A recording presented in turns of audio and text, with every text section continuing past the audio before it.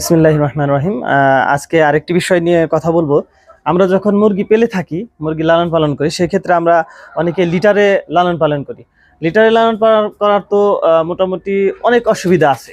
সেখানে litter management করা, প্রতিদিন শুকানো বা উল্টে পাল্টে দেওয়া, তারপরে বিভিন্ন ঝামেলা হয়, রোগ জীবাণু হয়, ঠান্ডা লেগে যায়, বেশি সমস্যা অতিরিক্ত হয়। এবং মাটিতে পাললে সবচেয়ে বেশি আপনার সুবিধা পাবেন, এবং মাটিতে পালার সুবিধা হলো সবচেয়ে বেশি। যখন আপনারা মাটিতে পালবেন, কোনো টেনশন নাই, কোনো ঝামেলা নাই, কিছু নাই। এখানে দেখতে পাচ্ছেন ঝুরঝুরা মাটি। তো এগুলো যখন মুরগি যখন পটি করে, তখন এই মাটির সাথে পটিগুলো মিশে যায়।